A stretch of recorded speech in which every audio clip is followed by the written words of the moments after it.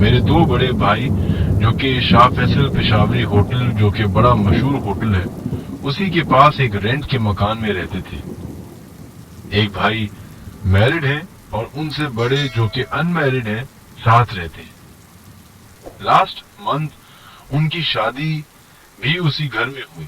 ان کے مائیوں والے دن جب ہم ہر کام سے فری ہو گئے تب تو پورا پروگرام خیریت سے ہو گیا۔ اگلے دن اس مکان کی مین انٹرنس سے ایک چوہے کے مر جانے والی اسمیل آنے لگی، جیسے کوئی چوہا مر جاتا ہو تو اسمیل آنے لگتی ہے۔ اور حیرت کی بات یہ تھی کہ صرف دروازے کی مین انٹرنس پہ وہ بدبو آ رہی تھی، دروازے سے تھوڑا پیچھے یا آگے جانے سے بالکل ختم ہو رہی تھی۔ تو یہ ماجرا ہمارے سمجھ میں نہیں آیا۔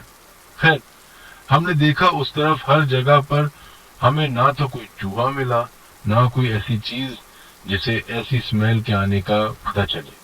ہم نے یہ بات ٹال دی اور وہ اسمیل رات کے کسی ٹائم ختم بھی ہو گئی۔ پھر ہم سب ایک دن سٹے کرنے کے بعد بھائی کے گھر سے اپنے گھر آ گئے۔ انہی دنوں بھائی کی شادی ہوئی اور بھابھی رخصت ہو کے گھر آ گئی۔ بڑے بھائی اکثر چھوٹے بھائی سے کہتے تھے کہ مجھے اپنے روم بہت بھاری لگتا ہے، پر اتنا کبھی انٹرسٹ لیا نہیں اس بات پہ بھائیوں نے۔ انہوں نے روم میں کبھی پائلوں کی آواز بھی آتی تھی، جیسے کوئی ان کے پاس سے پائل پہن کے ایک طرف سے دوسری طرف بھاگا ہو۔ ان کو لگا کہ شاید پنکھے کی آواز ہوگی، تو انہوں نے اس چیز کو بھی لائٹلی لیا اور ٹال دیا۔ ایسے کئی معاملات ہوئے پر زیادہ دھیان نہیں دیا۔ ایک رات انہیں گھر میں ایک بلی کی سائز کا چوہا دکھا، تو وہ اسے مارنے کے لیے اس کے پیچھے بھاگے اور وائپر سے اسے ہٹ کیا تو اسے لگا اور وہ بھاگ نکلا۔ دوسرے دن بھائی نے سونے کے لیے کمرے کی لائٹس آف کی تو انہیں عجیب سی وحشت آنے لگی روم سے، تو انہوں نے لائٹ کھول دی اور بستر بچھا کے لیٹ کے سو گئے۔ رات 3 بجے قریب ان کی آنکھ کھلتی ہے تو دیکھتے ہیں کہ ایک کالے کلر کا شیڈو جیسی عورت جس نے ناک میں بالی پہنی تھی وہ واضح طور پر نظر آ رہی تھی، ان کے برابر میں بیٹھی جھوم رہی ہے۔ اب وہ نیند میں انہیں سمجھ نہیں آ رہا کہ یہ کیا دیکھ رہا ہوں میں۔ جب دھیان دیا انہوں نے تو یہ سب 5-6 سیکنڈ میں ہوا۔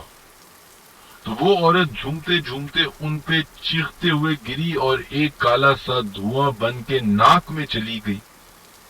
بھائی ان سب معاملات کو سمجھنے کی کوشش کر رہے تھے، انہیں لگا شاید سپنا ہے، پر انہوں نے جب آواز نکالنا چاہی تو نکل نہیں پا رہی تھی۔ جب پوری فورس لگا کے انہوں نے آواز نکالی تو ان کی چیخ کے ساتھ ساتھ عورت کی بھی چیخ نکلی۔ پھر چیختے ہوئے اٹھے اور بڑی مشکلوں سے دروازہ کھول کے باہر بھاگتے ہوئے آئے۔ ان کی چیخ سے بھائی اور بھابھی بھی اٹھ گئے۔ جب انہوں نے گیٹ کھولا تو یہ بڑے بھائی ان کے گیٹ تک آ گئے تھے اور زبردستی آیت الکرسی پڑھنے کی کوشش کر رہے تھے، اور ان کی دماغ کی نسیں صاف نظر آ رہی تھیں، آنکھیں بھی نارمل سے بڑی ہوئی بھی تھیں۔ چھوٹے بھائی نے آیت الکرسی اور نعت علی پڑھ کے ان پہ دم کیا تو کچھ سکون آیا۔ پھر دونوں بھائی اور بھابھی نے بڑے والے بھابھی کے روم میں فجر کی نماز پڑھی۔ پہلے بھابھی نے ساتھ پڑھی، پھر ان کے پڑھنے کے بعد بڑے والے بھائی جیسے ہی نماز پڑھنے کے لیے کھڑے ہوئے تو ان تینوں نے ہنسنے کی آواز سنی، جیسے باریک سی آواز میں عورت ہنسی، اور ہنسنے کے ساتھ ہی پائل کی آواز آئی کہ روم سے کوئی بھاگ کر باہر گیا ہو۔ پھر بھائی بھابھی کو بھی ڈر لگا۔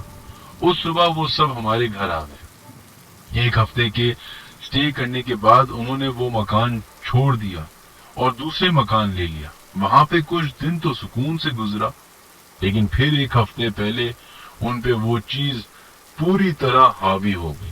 ہوا ایسا کہ پوری رات سے بھائی چھوٹے بھائی کو کہہ رہے تھے کہ وہ آج بہت تنگ کر رہی ہے، مجھے کبھی میرے سر بھاری ہو رہا ہے، کبھی سینہ، کبھی شولڈرز۔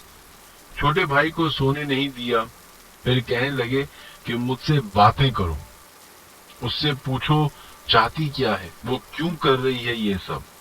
تو چھوٹے بھائی نے ایسا ہی کیا کہ کون ہو تم بھائی, کیا چاہتی ہو, وغیرہ وغیرہ. یہ سب کہنے کے بعد انہوں نے آیت الکرسی پڑھ کے جیسے ہی پھونک ماری, وہ چیز ہنستے ہوئے بھائی پہ حاضر ہو گئی.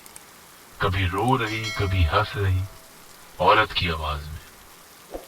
میرے پاس اس کی آڈیو بھی ہے جو بھائی نے اس وقت ریکارڈ کی تھی, وہ بھی سینڈ کروں گا آپ کو. خیر, اس رات بہن اور ہم بھی پہنچے صبح 6 بجے. پھر انہوں نے ان کو لے کے ملیر میں مرکزی امام بارگاہ لے کر گئے. بڑی مشکلوں سے انہیں علم پہ بٹھایا. پھر جاننے سے مسلسل وہ عورت چلا کے منع کرتی رہی, اور جیسے بھائی اپنی طاقت سے اسے کنٹرول کیے ہوئے تھے, جیسے زبردستی طاقت لگا کے قدم اٹھا رہے ہوں. خیر, علم پہ 1 گھنٹہ انہیں بٹھایا تو کچھ بہتری آئی. اس شام پھر اس کی حاضری ہوئی تو ہم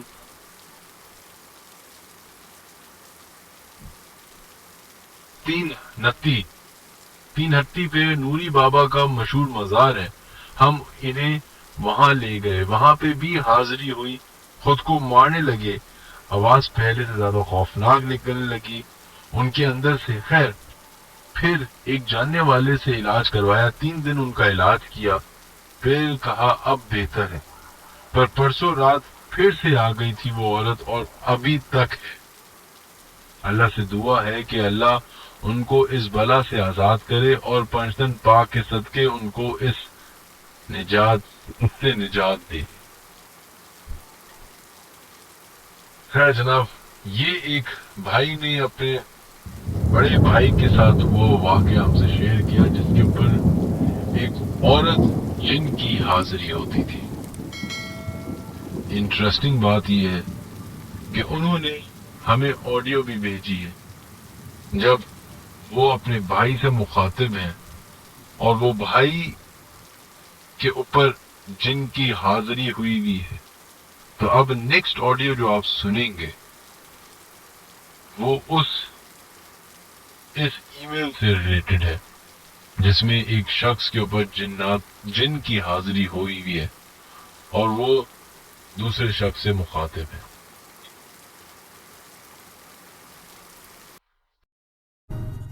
جاؤ جاؤ جاؤ شیوا, ہاں جا رہی ہو نہیں جا رہی؟ ہاں جلدی جاؤ جاؤ جاؤ, نہیں تو ہم مار لے کے جا رہے ہیں تیرے کو.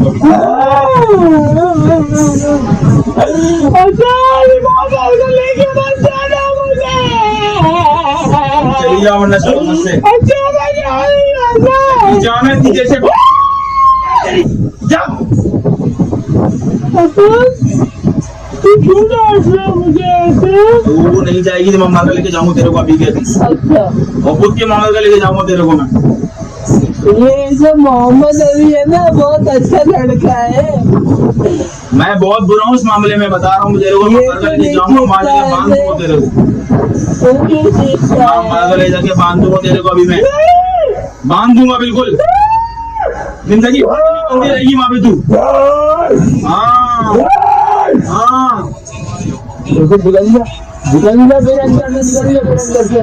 اچھا محمد علی نام ہے میرا. نکل جا میرے اندر سے, آرام سے نکل جا, ورنہ بتا رہا ہوں چھوڑوں گا نہیں میں.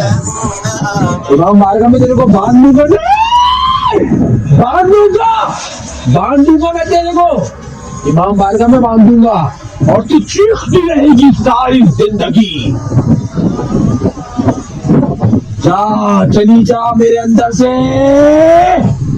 چلی جا چلی جا چلی جا میرے اندر, چلی جا جا جا جا جا.